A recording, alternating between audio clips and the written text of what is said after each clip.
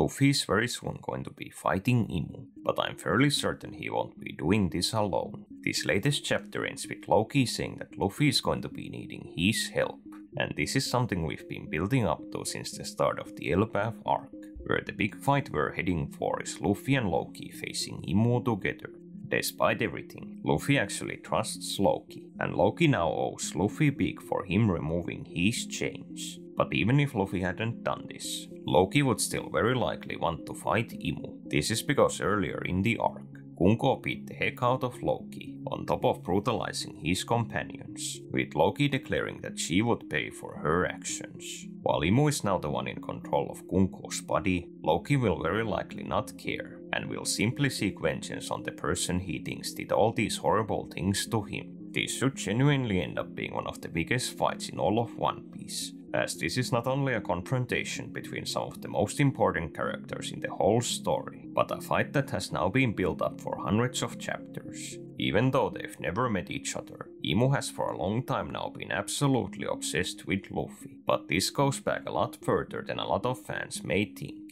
As early as Imu's introduction at the Reverie, they are seen tearing apart Luffy's bounty poster, where this was before Gear 5, before Luffy had become an emperor, and before he had even gone to Wano. This means that as early as after Whole Cake Island, Imu had already recognized Luffy's threat, and considering the other posters they were tearing apart, Imu potentially already at this point saw Luffy as a bigger target than the likes of Dragon and Shanks. Naturally, we later find out that the reason for this was that Luffy had in fact always been the secret user of the Nika Devil Fruit, the fruit that the world government has been trying to get their hands on for decades, and the very thing Imu is seemingly the most afraid of in this world, as it is the very same fruit that was used by Joy Boy over 800 years ago. Imu's obsession over the Nika fruit, however, goes even beyond it granting someone the use of Joy Boy's powers. Now that Luffy has awakened his devil fruit, Imu in the final saga has literally started to see Luffy as Joy Boy. Imu is actually so set on this idea that they're even willing to execute Saint Saturn, one of Imu's top followers, for hundreds of years, simply for letting Luffy escape from Egghead Island. So, from Imu's perspective, Luffy isn't just one of the most infamous pirates on the seas. Luffy to Imu is literally their arch nemesis from 800 years ago who's come back to life. The interesting thing is though, is that I think Imu may have genuinely for years known that this would happen, and that Joy Boy would one day come back. One Piece has several characters who have some knowledge of the story's future events, and namely, the big thing these characters came to know is that the current era will see a great war that will consume the entire world. This is something people who've read the ancient history like the Roger Pirates and Vegapunk discover, yet this is also something Imu is well aware of. Based on Gunko's words earlier in this arc, Imu not only knows this war is coming, but they even know important details like how important the giants will be in this conflict. Considering how much of this war is set to revolve around Luffy, it is not at all unlikely that Imu had also literally known that Joy Boy would return to the world one day, which would explain why the government had been so obsessed with confiscating the Nika fruit, or why Imu was so focused on Luffy before he had even awakened. In other words, now that Imu and Luffy in the current story are literally on the same island, Imu may already be expecting to have their reunion with Joy Boy, which may be an event Imu has at least partly known would happen for literally hundreds of years. Still, as much as I've now talked about Imu, this fight between Imu and Luffy would naturally also be a huge moment for Luffy himself, even though he has never met Imu, and to this day does not even know that Imu exists. Luffy finally facing the leader of the world government should be an absolutely massive event in the story. The world government is an organization Luffy has been personally fighting all the way back since the very first volume, and it is by far and away the entity that has caused the most harm to Luffy, to the people he cares about, and to all the places he's visited on his journey. Practically every arc in the story has given us examples of how Imu's actions have directly and indirectly damaged this world, but the government's actions have also many times even affected Luffy on a personal level. Luffy's own home country almost went through a genocide, simply because the kingdom's nobles wanted to curry favor with the world government by killing off all of the nation's poorest citizens, and Luffy even got to witness this event with his own eyes when he was a kid, and it's something he thinks about even years later as an adult. The only reason why this happened was because of the system Imu had built around the celestial dragons, of dividing the world between those worthy and unworthy of existing. While Luffy isn't one to hold a grudge, and while he may not even fully grasp the extent of the government's crimes, him finally meeting the actual king of the world is huge, where Imu is essentially the biggest source of evil in this story. These meetings would honestly completely overshadow any of Luffy's prior first encounters with One Piece's other big name characters, be it the Four Emperors, the Warlords, Vegapunk, or anyone you can basically think of, as Imu is pretty much the single most influential character in the whole story. Luffy meeting Imu for the first time shouldn't however be just a meeting, but it is at this point pretty much a guarantee that the two will literally fight each other. If Luffy does nothing, Imu will simply subjugate Elbaf and make the giants his trolls. Likewise, Imu has now personally come to this island and is set on finally harnessing the power of the giants, so they will very likely not give up Elbaf without a fight. This is especially considering just how angry Imu got over Luffy's victory in the last arc. Despite how weird it may sound, Imu genuinely has their own fighting spirit, as we saw them immediately sprang into action during Sabo's attack. Looking at it this way, this encounter could mirror something like Luffy's first meeting with Kaido, where they not only met, but the two also engaged in combat, where we also got our first good look at how the villain's abilities worked in action. We still don't really have a good grasp on how exactly Imu's powers work, but from what little we've seen, she has some of the most unique Devil Fruit abilities in all of One Piece, and this is to a point where I'm not even sure if they can yet be classified as being Devil Fruit powers. The abilities Imu has shown so far are incredibly versatile, where she is not only able to literally turn other characters into her personal demons, but is also able to conjure seemingly any weapon she wants through this bizarre magical toe. These weapons are also no joke, where just one blast from Imu's gun was able to blow off Brogy's hand.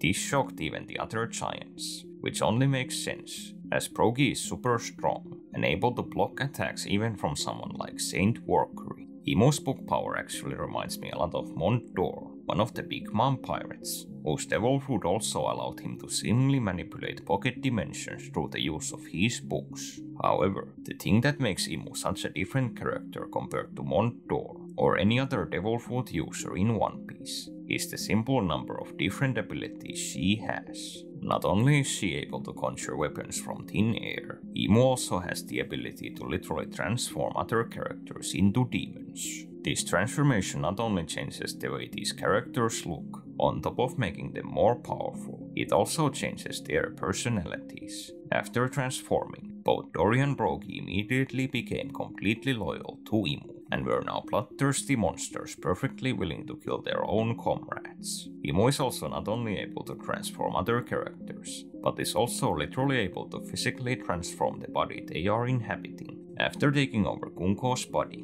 Imu has made her sprout out actual wings and a tail, as well as making her hair grow out. We already knew Imu had some kind of personal ability to transform based on their reverie, where they turned into a massive creature that was able to effortlessly block an attack from Sabo. It is also possible that this and the Kunko transformation are linked, where Kunko's tail is exactly like the thing Imu had used to attack Sabo and Cobra. If Imu is still a Devil Fruit user, all these signs point to him being some kind of a mythical Zoan. This was basically something described word for word by Kaido after he saw Luffy going into Gear 5, where he said that having special abilities was one thing, but the user's physical body literally transforming is only something Zoan fruits do, and as the story has proven many times over, normal Zoans are generally only able to transform, while mythical Zoans can both transform and get access to all sorts of different abilities. However, it is still possible there is something more going on here.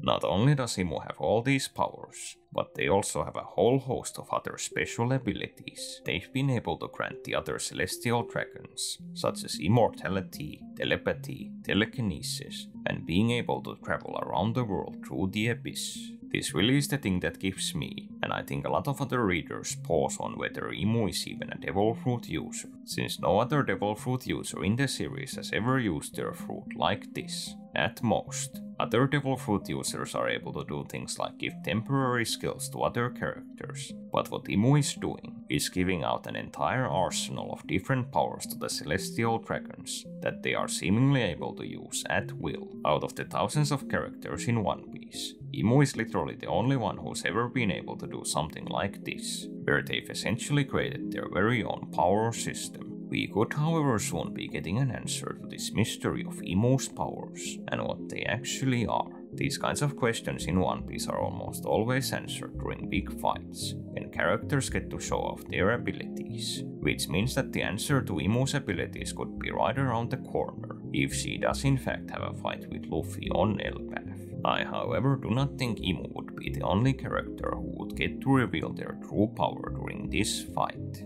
The manga has already given more than a few signs that Luffy has personally leveled up considerably in Elbaf compared to the last arc. This started at the very beginning of the arc, where for the first time ever, Luffy demonstrated that he is now able to perform Gear 4 techniques without even needing to transform. This actually makes a lot of sense, where because he is now awakened, Luffy should be able to mix his different gears further and further, where he should only be limited by his imagination and skill, and not have to rely as much on transformations and time limits. I, however, think much more than Gear 4, we are already setting up for a completely new way of Luffy using Gear 5. While Luffy has already gone Gear 5 in Elbaf, he's never actually gotten to do much fighting and has had to immediately transform back. But in these few times we've already seen a visual change in the form, where Luffy now has literal horns while in Gear 5. When he was fighting Gaban, Luffy also conjured an axe in Gear 5,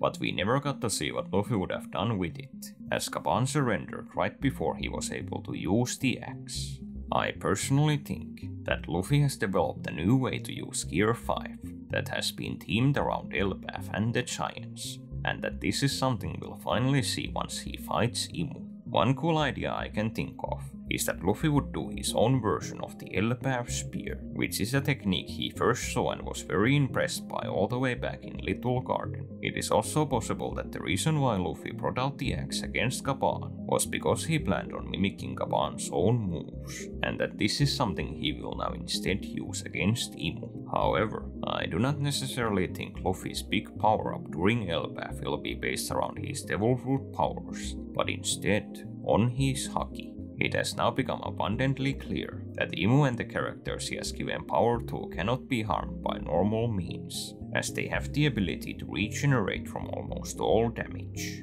As shown by both Emmett and Gaban though, these special powers can however be somehow countered by the use of Conqueror's Haki. It is however possible that Luffy does not yet know this particular Haki technique, and it has already been set up that a big part of this upcoming battle will be the Straw Hats finally learning how to damage these immortal characters. This may be another sign that Luffy's fight against Imu is going to be a genuine fight, and not just a brief scuffle, as these types of moments where Luffy has to learn a whole new technique are only ever reserved for his big fights. I also think one huge thing to happen in this fight that is essentially guaranteed is one of the biggest Conqueror's Haki clashes we've ever seen in One Piece. We've already seen that Imu possesses an immensely strong aptitude with Conqueror's Haki that is able to cover an entire island and even concern the monster trio. If Luffy and Imu are going to have this clash, I think there might be genuine potential that it could be something on the level of the clash we saw between Roger and Whitebeard, where it will not only split the skies, but also shake the entire island of Elbaf. I already brought this up in the intro, but I do not also think this fight is just going to be between Luffy and Imu, and I think it is also going to involve Loki. As little as we know about Imu's abilities, we know even less about how Loki fights. He has supposedly eaten a legendary devil fruit passed along Elbaf's royal line, but as Loki has been wrapped in sea stone in literally all of his scenes so far, the story has given no real hint about what his devil fruit could be. What we do know, however, is that Loki is a wielder of a massive warhammer called Ragnir, which somehow has the power to emit lightning. Loki even shook the entire island from a single use of this weapon, meaning that him using it when he's recovered and no longer chained up should have a much bigger effect. I however think this scene was also likely a hint of what would happen to Elbaf later in the arc, where I think this big battle between Imu, Luffy and Loki will very likely result in the whole of Elbaf being engulfed in fire.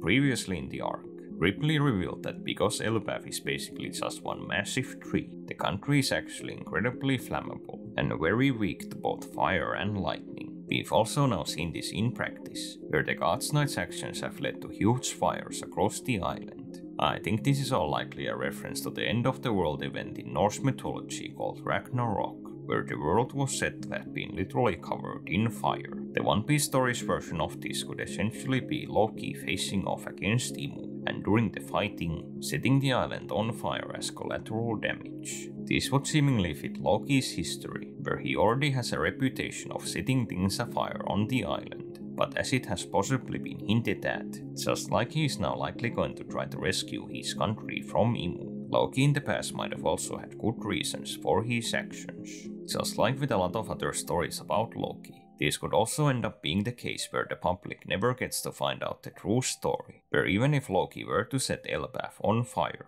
it was something necessary to save the country from a greater evil. Yet, I also do not think Loki's presence in this fight will necessarily be a 100% good thing for Luffy. For a long time, I think One Piece has been setting up Luffy having his own big fight against a giant. Luffy has already fought giants several times in the story, going all the way back to Little Garden, but I think what really pushed this idea was the introduction of Gear 5's Gigant form in Wano. Essentially, now that Luffy is literally in the land of the giants, it seems all but inevitable that he will at some point turn Gigant and have an actual giant versus giant fight, and it looks like Imu would be the one who will make this fight finally happen. Dorian Broggy may have just been an appetizer, where Imu during this arc could actually turn Loki himself into one of his personal demons, turning Elbaf's strongest warrior into his personal servant. This is possibly something that has been foreshadowed since the beginning of the arc, where the government's whole reason for coming to Elbaf in the first place was to recruit Loki to their side, and the only reason why it failed was because Loki didn't cooperate, which may not be a problem if he is forcefully turned into one of Imu's demons. I think this could also be a great opportunity for the story to make Luffy figure out how to counteract Imu's powers. Luffy would naturally want all of his giant friends to be returned back to normal, and him having to fight a transformed Loki could finally push him into a situation where he figures out how to dispel Imu's transformations. I think I should however make one thing clear about the topic of this video so far. Even though Luffy fighting Imu on Elbaf would be huge, this clearly wouldn't be Imu's ultimate fight in the story. Imu is only on Elbaf on a side mission to recruit the giants, and she even reveals that there are bigger things she needs to worry about, where the Holy Land is currently under attack. Despite this being the first time we're actually truly seeing Imu in action, they are very likely not at full strength in this form, as Imu is only possessing Gunko's body from half a world away. We already saw on Egghead that these characters who use Imu's powers are not at full capacity when they are operating through a distance, as when Emmet blasted the Elders with Joy Boy's Conqueror's Haki, only Saturn was not sent back to the Holy Land, as he was the only one who had actually physically come to the island. There is also seemingly some kind of range limit to these summoned characters, as Luffy was able to send Mars back to Marie Choice by simply blasting him far enough from Egghead. What I think all of this means is that even though this fight between Imu and Luffy should be huge, it likely won't be conclusive. Not only is Imu not at 100%, but Luffy has already been given multiple ways to get Imu off the island without fully beating them, and even if this does not happen, Imu might just have to leave in the middle of the fight to focus on whoever is attacking the Holy Land. I think how this fight is genuinely going to go down is very similar to Luffy's previous fights on Egghead, where both Luffy and his opponents will get a good showing of strength, and that we will still get several chapters worth of action, but that neither Luffy or his opponents will be genuinely taken out. In other words, this very likely won't be the next Luffy vs Kaido type battle of the series. I however have one more thing I want to discuss about this fight in this video, which is that I think there is one more character other than Loki who I think could be joining Luffy in this fight against Imu, and surprisingly, it is Brook. The story has now revealed that Brook actually has history with the person who originally was Kunko, and in One Piece, these types of personal connections are very frequently explored through battle. I however think there could be an even bigger reason to involve Brook in this fight, which is that he may be one of the very few characters in the story who could know something about how Imu's powers work. When the manga first introduced us to Brook all the way back in Thriller Bark, he confirmed that his soul had literally been to the afterlife and come back. Where things get even more interesting is that Brook seemingly gains some abilities from this trip, where he says that the reason why he's able to control ice is that he's simply using the chills of the underworld. While none of this has still to be confirmed, it at this point does seem very likely that Imu's powers are also related to the same underworld. The entire theme around Imu's powers seemingly revolves around hell, where he uses things like satanic pentagrams and literally transforms other characters into the very image of demons, with horns, wings, and pitchforks. What is also incredibly noteworthy is that the way Imu does this is by literally making these characters go beneath the earth, the place where hell is traditionally believed to exist by many real-world cultures. If these connections between Brook and Imu's powers weren't apparent enough, there are other things too, like Saint Ethan Baron seemingly using the exact same ice abilities as Brook, or Brook in the pre-time skip having encountered a group of cultists who thought Brook was literally Satan, where they even thought they'd summoned him using a pentagram that looks incredibly similar to the ones used by Imu. While I doubt Brook is actually strong enough to do much against Imu on Elbaf, he could still play a support role and provide valuable intel for Luffy in this fight. We've seen something like this a few times before in the manga, where even the weaker Straw Hats can be incredibly useful allies for Luffy against strong enemies given the right circumstances. I'd actually really like to see this, since the bond between Luffy and Brook hasn't genuinely been explored that much since Thriller Bark, and the two have never had this kind of a true team-up moment in the manga. Make no mistake though, the main event is very likely not going to revolve around Brook, but between Luffy, Loki, and Imu. I don't even really think the title of this video is clickbait. This should easily be the biggest One Piece moment of 2025 so far, even surpassing the moment with the mural from the beginning of the year. I said this already before, but Luffy has been fighting the world government since Volume 1, so him finally facing off against its leader should be massive. I also do not think Oda and his team will simply chicken out and have Imu leave before the fight even gets going, since we've now already been baited like this 2 times in the arc, with both Shamrock and Gaban. And really, we're already 25 chapters deep into Elbaf, which means that we're currently in the territory where Luffy generally has his first battle with the arc villain. But of course, even Imu is just a red herring in this regard, where Luffy will only later in Elbaf have his true main event match against the one and only Big Mom. Thank you very much to all the victims who allowed me to plunder their wallets for the bounty of me channel. But if you want to give me extra support and want to be added to this here ledger of victims, all you need to do is click the join button. Really appreciate everyone who watched this video to the end.